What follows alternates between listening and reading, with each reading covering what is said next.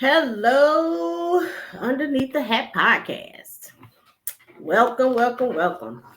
Thank you for joining me on Underneath the Hat podcast, airing every Saturday on my Underneath the Hat YouTube page. I am speaker, author, and podcaster Cherie Simmons, and I'm so happy that you have joined me for the final episode of 2021. When this airs, it will officially be January 1st, 2022. So happy new year. I'm so excited. I wanted to make sure that I continue to stay consistent and do these every week, even in the midst of all these holidays. And so our theme this season has been blessings and lessons and dealing with self reflections and corrections. So I'm going to dive right in. Our theme for this week is going to be my New Year goal. I did not say resolution because whenever we hear the word resolution, we think of something that only lasts 1 or 2 months. A lot of us set resolutions and don't stick to them. And so I've decided to focus on goals. What are my New Year goals? I'm the type of person where I will make a vision board and I will visit it every 3 months. When I create my vision board, I create it in quarters. I'm trying to see. Hold on. I got my vision board from last time. So this is my vision board or my goal board because I make a vision board too. So I make my vision board in quarters. So I do the first quarter, which is the first 3 months, and then I go all the way to second, third, fourth, and I make post-its and I put things on there that I want to accomplish within that quarter. I like to set SMART goals, which is something that I learned being an educator. What a SMART goal is the SMART. So SMART goals are specific, S is for specific, M is for measurable, A is for attainable, R is for realistic, and T is for time frame. So I try to come up with realistic, measurable, sustainable goals that I can focus on within the year. And so each of my post-its is something that I wanted to achieve. And so every 3 months, I'll go back and put a check through or cross out what it is that I've accomplished in order to make sure that I'm staying on task. I believe sometimes we put so much on ourselves to do something in a small amount of time, and then we don't do it, and then it discourages us. But if you make bite-sized goals, something that can be attainable and sustainable and specific, and you can reach within a realistic amount of time, then you'll be able to see more progress. So SMART goals: specific, measurable, attainable, realistic, time frame. So I'm focusing on New Year's goals. So before I let you know what my New Year's goals are, let me first do a 2021 year in review. This year has really been something. I didn't realize how much I have gone through, how many blessings and lessons I have learned over this year until I wrote it down, which is another reason why you should write down your goals and do your vision board.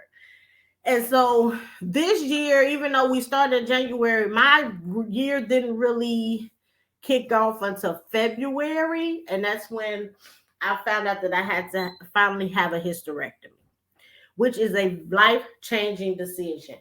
At 38 years old, to find out that you have to make a decision that's going to ultimately change your life, especially remove one of the goals that you've had for yourself, which was for me to be a mom. And so that's in February when the doctor told me there's really nothing else we can do for these fibroids. You're just going to have a hysterectomy. And for those that don't know, if you check out my YouTube page, you'll see all the videos of me going through the IVF cycles and having the surgeries. In total, I've had 5 surgeries, 4 myomectomies, which is to remove fibroids, and then the 5th one I had in April to actually have the hysterectomy. So I've been cut 5 times, and I've been under anesthesia 8 times, if you include the 3 times I went under for the egg retrieval during the IVF process, and they weren't successful. So you're looking at a miracle sitting in front of you right now. We have heard stories of celebrities and people we know personally that have undergone surgeries and didn't make it, or went under anesthesia and didn't come out. And I've had massive surgeries where they've just the hysterectomy alone, and the one before that, they went in expecting to be done in 3 hours, and the surgery lasted 5 and 6 hours. And I was able to come out of it with no complications. So when I say blessings and lessons, that's exactly what I mean. This year was full of them. And so February, I found out that I had to have a hysterectomy, which could have and has broken a lot of women, especially when that was your main goal. And then in March, God started revealing things to me about certain people when I went on a trip to Phoenix to basically woosah, get myself together. I like to travel so I can hear him better, remove all the distractions. And that trip to Phoenix showed me a lot about the people that I was around, and that I needed to step away from some people in order to get closer to him and hear what it was he wanted me to know. April 7th, I had the hysterectomy. And I can honestly say, looking back from now to then, and the 8 months since it's happened, I've only had a few breakdowns, emotional breakdowns. And by a few, I mean maybe 3. And that's because of the support system that I've had around me, the fact that I opened my mouth and told my story, and learned that there were people around me that I didn't even know had gone through hysterectomies before. And I have learned just in the last couple of years that me being so meek and mild and quiet and keeping things to myself and suffering in silence, when I started to open up my mouth, I realized that there were people around me. There were blessings and lessons around me. There were testimonies around me that helped me to get to my breakthrough sooner, because I realized I wasn't by myself. And so in May, I went to Miami to clear my head, and another revelation happened to where I realized who people really were in the form of a text message. And it helped me to understand that you just have to accept people for where they are and get rid of this fairy tale idea of what you expect people to be. And like Maya Angelou said, when they show you who they are, believe them. And so May was another revelation of, yeah, it hurt the way I found out, but I then knew how to deal with this person and where to put them. So that was another lesson, another blessing that came through a very hard lesson, but I now know how to deal with them accordingly.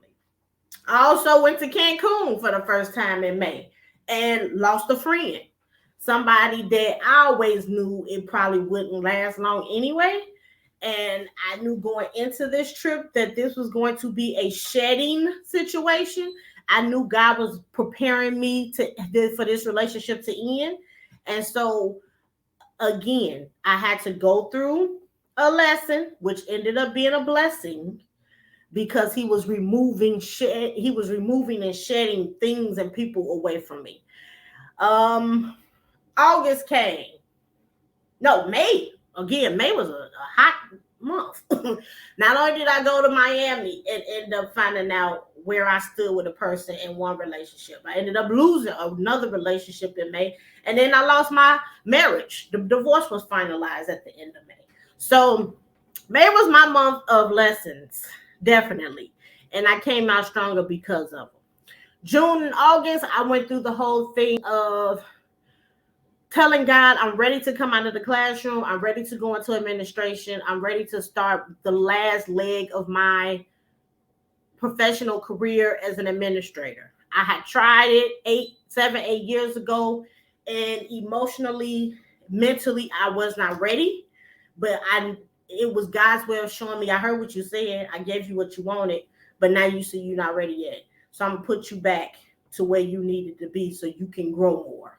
And in those 7, 8 years, I have grown into the person I am today, who can handle some of the things now as an administrator that would have broken me if he had kept me there when I wanted it. That's why it's very important that you listen and trust him. Because he heard me, he gave me what I wanted, but I wasn't ready for it. And so he allowed for me to have it for 2 years. But in the midst of those 2 years, I was going through a separation and a divorce, and I was doing it by myself because I wasn't sharing it with anybody. So I was struggling in silence, and I was a walking time bomb. Like anything would have made me go off. That was when I was suicidal, and it was a lot going on. And he's like, okay, now I heard you. Now you know I hear you. I'm going to put you back in the classroom so that you continue to grow. And then when I pull you back out again, you'll be more prepared.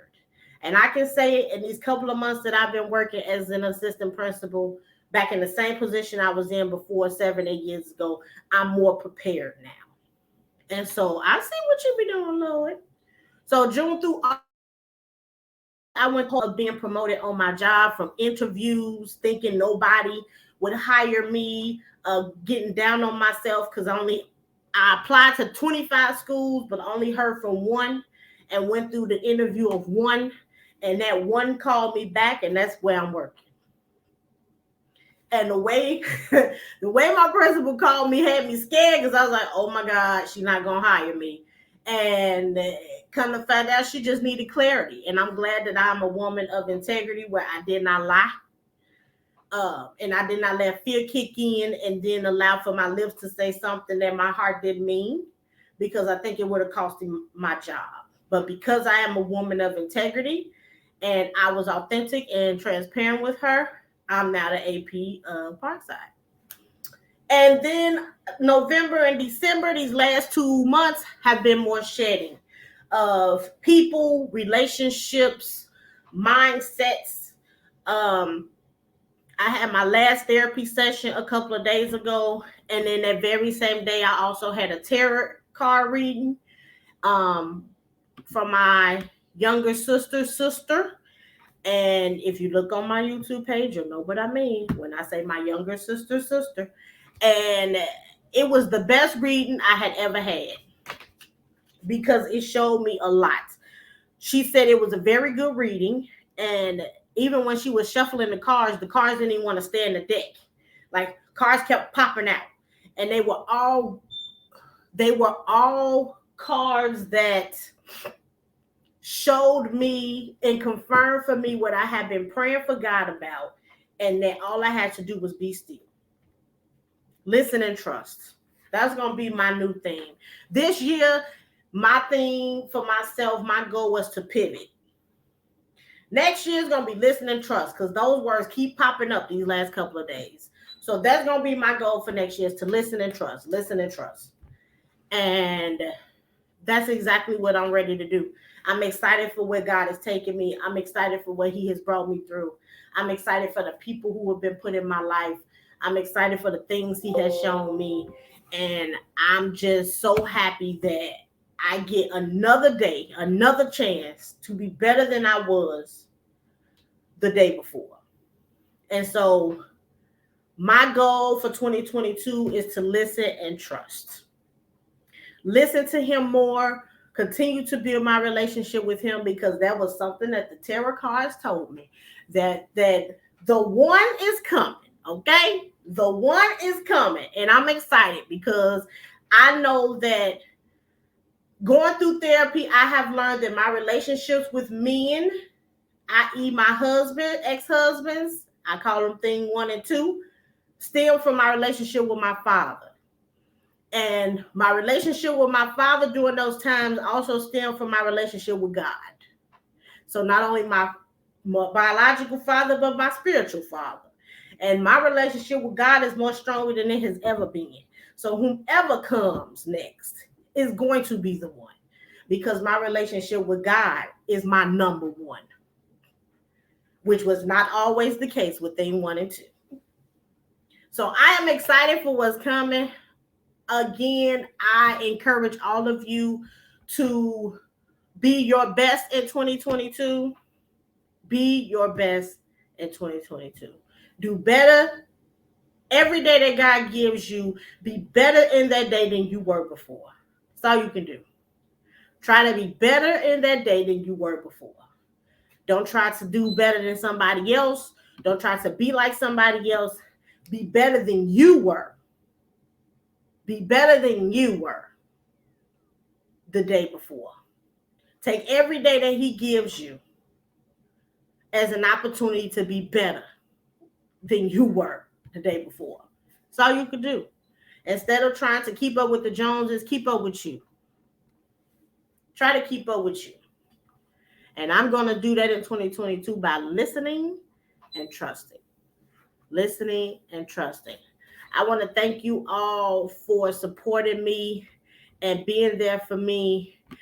Check out my books wherever books are sold, and on Amazon. If you want to know more about me, you can read up on me. Just type my name in, Cherie Simmons, and most books will pop up. You can also check out my YouTube page, Underneath the Hat. Like and subscribe it. Check out all the past videos. Check me out on all podcast platforms: Anchor, Overcast, Spotify, Apple, Google, Breaker, and Pocket Cast. Make sure you share this video so it can help somebody else. Sometimes one thing that we say to someone can be the one thing they need to catapult them in the right direction. I'm just excited. Again, Happy New Year. It's a new year to do something different. But above all, it's a new year to take care of yourself underneath the hat. Thank you so much. I will see you next year. I'm excited for what God is about to do, and I'm excited for a new year. See you soon.